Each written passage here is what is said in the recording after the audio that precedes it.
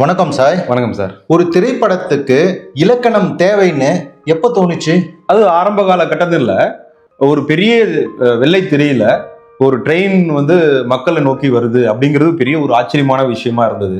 இந்த மாதிரி சின்ன சின்ன விஷயங்கள், இப்போ ஒரு பூந்தோட்டம் இருக்கு, பூந்தோட்டத்துல 4 பேர் பேசிக்கிறாங்க, அதை பெரிய திரையில பார்க்கும்போது ரொம்ப ஆச்சரியமா இருந்துச்சு.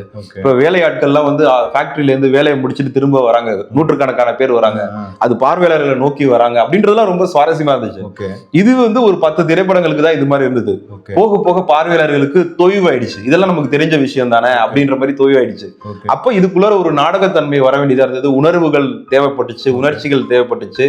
அந்த இடத்துல இருந்தா ஒரு சம்பவத்தை நம்ம திரையில பாக்குறதுல இருந்து இது சம்பவங்களா பார்க்கலாம் அப்படின்றது அந்த தயாரிப்பு நிறுவனங்களுக்கு தோன்றுனதுனால அங்கேருந்து இவங்க இதுக்கு ஒரு இலக்கணத்தை வடிவமைச்சு நாடகத்துல இருந்து வேற ஒரு இலக்கணத்தை இது கொண்டு வந்துட்டு அப்புறம் இதை ஒரு திரைக்கதையா மாத்தினா சுவாரஸ்யமா இருக்கும், மக்கள் எல்லாரும் பார்ப்பாங்க அப்படின்றது 123 வருடங்களுக்கு முன்னாடி அமெரிக்க திரைப்பட தயாரிப்பாளர்கள்லாம் நினைச்சதுனால இன்னைக்கு நமக்கு திரைக்கதை இலக்கணம் கிடைச்சிருக்கு. ஓகே, நன்றி சார். நன்றி.